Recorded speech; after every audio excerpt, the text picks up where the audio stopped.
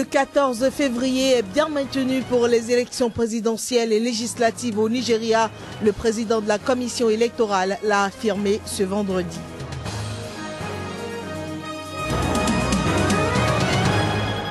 En Tunisie, présentation ce vendredi dans le gouvernement au président Béji Caïd Essebsi. Sur constat, le parti islamiste Ennahda en est absent.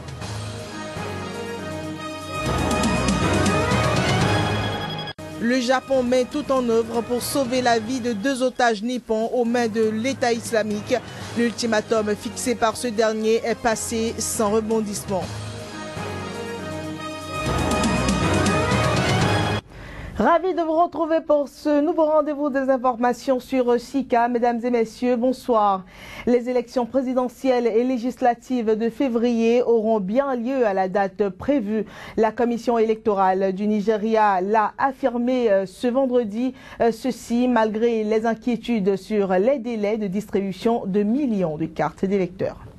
Alors que le conseiller national à la sécurité du Nigeria, Sambo Dasuki, avait déclaré que les élections devaient être reportées, le président de la commission électorale nationale indépendante a affirmé que le 14 février est bien maintenu pour la tenue des élections prochaines. Nous avons publié le programme de ces élections il y a un an, au 14 février, et nous avons été très occupés de respecter cet agenda avec précision. 30 millions de cartes d'électeurs n'auraient pourtant toujours pas été distribuées. Des menaces pèsent sur la sécurité des scrutins avec la fuite de centaines de milliers de personnes face aux avancées du groupe armé Boko Haram dans le nord-est du pays. Fief du Congrès progressiste, le principal parti d'opposition avance que le résultat des élections serait remis en cause si les habitants déplacés ne pouvaient pas voter. Le conseiller à la sécurité Dasuki a réitéré ses inquiétudes ce vendredi, ajoutant qu'il ne voyait pas comment il serait possible de distribuer 30 millions de cartes d'électeurs au cours des 2 prochaines semaines. Mais le chef de la commission électorale a assuré que plus de 50 millions de cartes d'électeurs étaient prêtes sur un total de 68 millions et que plus de 4 millions de cartes avaient déjà été distribuées. L'ex-général de l'armée Muhammadu Buhari, principal rival du président Goodluck Jonathan à la prochaine élection présidentielle au Nigeria, a répondu à ses détracteurs. Ces derniers l'accusaient d'être inéligible faute de diplôme. Il les appelle à se recentrer plutôt la campagne électorale sur les vrais problèmes des Nigériens.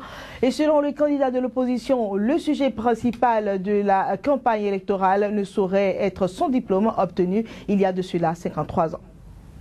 Le Parti démocratique populaire PDP au pouvoir au Nigeria accuse depuis plusieurs semaines l'opposant Muhammadu Buhari de n'avoir jamais obtenu son diplôme de fin d'études secondaires, ce qui le rendrait inéligible selon la constitution nigériane.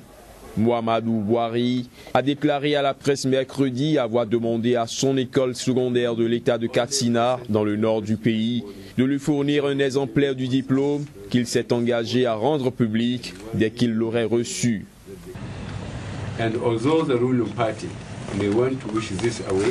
N'en déplaise au parti au pouvoir, le problème dans cette campagne ne saurait être mon certificat que j'ai obtenu il y a 53 ans. Les problèmes sont le niveau scandaleux de chômage de nos millions de jeunes, l'état d'insécurité, la corruption persistante des officiels qui appauvrit notre peuple et le manque d'implication du gouvernement dans les affaires sérieuses, si ce n'est le maintien au pouvoir à tout prix.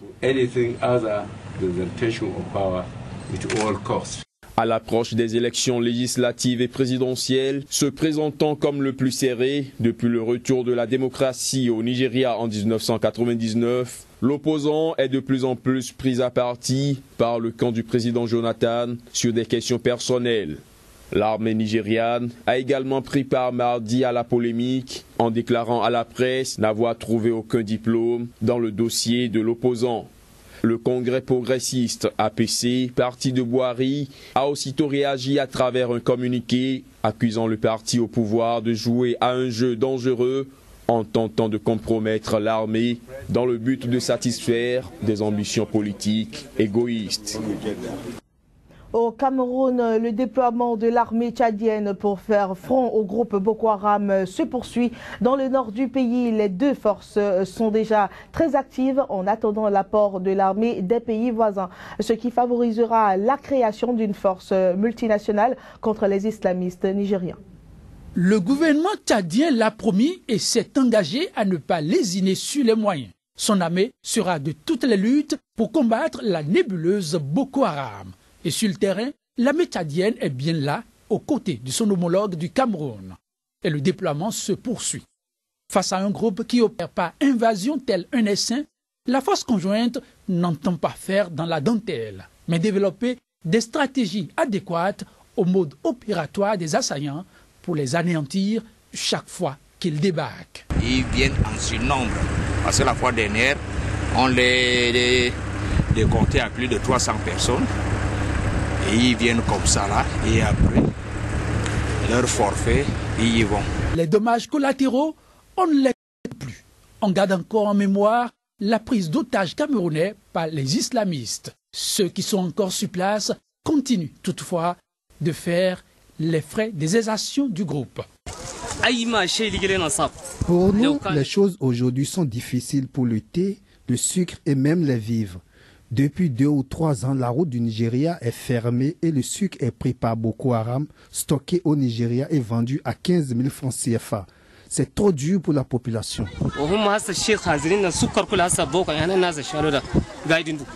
Trop dur, mais pas que pour la population. L'appel est alors à une large coalition régionale pour faire face à l'hégémonie de Boko Haram, devenue une réelle menace pour toute une région.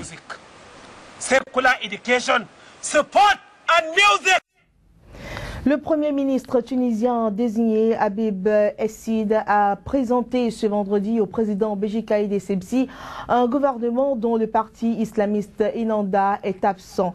Donc un gouvernement que le Premier ministre tunisien qualifie de gouvernement de compétence nationale et qui doit obtenir la confiance du Parlement avant d'entrer en fonction. Nida Tounes, vainqueur des législatives de fin octobre dernier, occupe plusieurs portefeuilles comme les affaires étrangères, la santé et le transport, selon la liste annoncée à la presse par Habib Essid.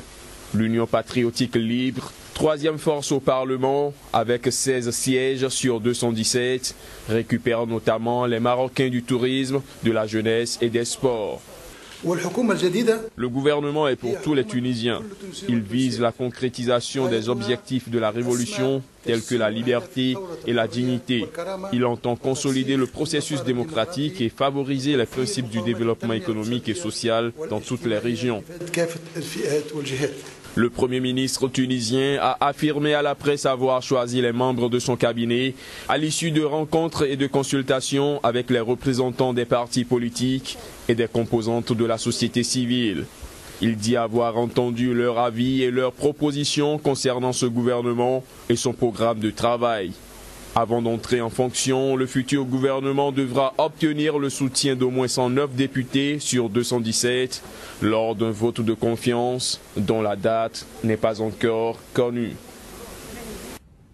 Les funérailles du roi Abdallah d'Arabie Saoudite, décédé ce vendredi avant l'aube à environ 90 ans, se sont déroulées dans l'après-midi dans une mosquée de Riyad.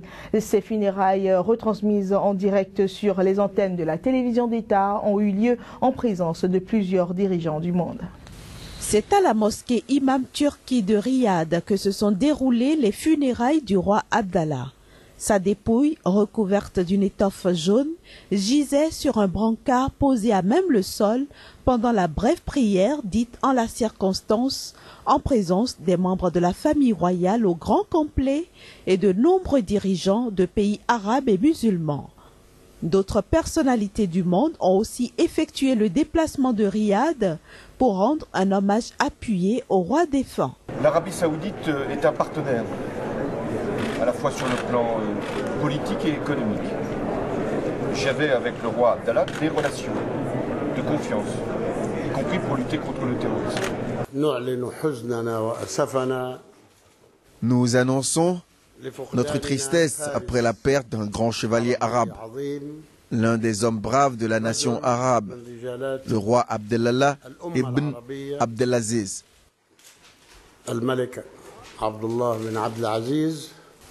Le roi Abdallah repose désormais dans un cimetière attenant à la mosquée Imam Turki de Riyad, où sa dépouille a été portée en terre après les funérailles. Son demi-frère Salman, 77 ans, qui lui succède sur le trône, assure qu'il n'y aurait pas de changement dans la politique du royaume. Le nouveau roi appelle par ailleurs à l'unité parmi les musulmans divisés par la guerre. Le président bolivien Evo Morales a prêté serment pour un troisième mandat de 5 années. Fort d'un grand soutien populaire, il promet de poursuivre la lutte contre la pauvreté dans ce pays le plus démuni d'Amérique latine. Pour la troisième fois de l'histoire, Evo Morales est investi président de la Bolivie. Devant les parlementaires boliviens et en présence de 6 chefs d'État et de représentants d'une quarantaine de pays, cet ancien berger de lama et cultivateur de coca au pouvoir depuis 2006 se réjouit de son bilan. Cette année, la Bolivie a été un des pays d'Amérique latine et des Caraïbes avec la croissance économique la plus importante, 5,5%. Un taux de croissance que le président bolivien promet d'améliorer. Evo Morales s'engage par ailleurs à intensifier pendant les 5 prochaines années la lutte contre la pauvreté et le narcotrafic dans son pays. L'année dernière, nous sommes arrivés à éradiquer 22 000 hectares de coca. Ce sont des chiffres des Nations Unies et de la communauté économique européenne. Qu'est-ce que cela prouve?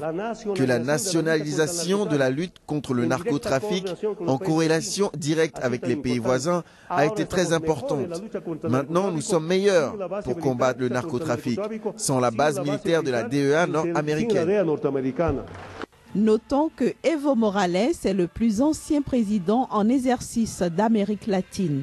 Il a été réélu en octobre dernier avec 61% des voix pour un troisième mandat consécutif.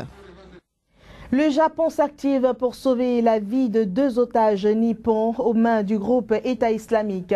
L'ultimatum donné par les ravisseurs est arrivé à expiration ce vendredi à 5h50 GMT. Mais l'État islamique est resté silencieux après l'expiration de l'ultimatum de 72 heures. La pression reste forte. Le gouvernement japonais a indiqué ne pas avoir reçu vendredi de message du groupe État islamique qui a menacé d'exécuter 2 otages nippons retenus depuis plusieurs mois. Les autorités japonaises s'activent toujours pour tenter de sauver la vie de ses concitoyens en danger. Nous avons l'ultimatum qu'ils ont indiqué. Nous continuons à faire ce qui est en notre pouvoir pour libérer les otages le plus rapidement possible. Mais la position du gouvernement n'a pas changé. Je l'ai répété à maintes reprises. Nous faisons ce que nous pouvons pour libérer les otages. Mais nous ne nous plierons pas face aux terroristes et nous continuerons de contribuer à la lutte contre le terrorisme. La chaîne de télévision publique japonaise NHK a continué de dialoguer jeudi par Internet avec un soi-disant porte-parole de l'EI qui a indiqué qu'un communiqué devrait être émis plus tard. Le sort des 2 hommes enlevés en Syrie, Haruna Yukawa et Kinji Goto, reste inconnu. Vendredi matin, la mère du journaliste indépendant Kinji Goto a prié les autorités nippones de secourir son fils. Les États-Unis, la Grande-Bretagne, la France, la Jordanie, la Turquie, l'Égypte, l'Australie et l'Italie sont appelés à la rescousse pour aider le Japon face à cette crise. Concernant le recueil d'informations, de nombreux pays nous offrent leur coopération. Nous analysons actuellement ces informations sur lesquelles je ne peux rien divulguer ici.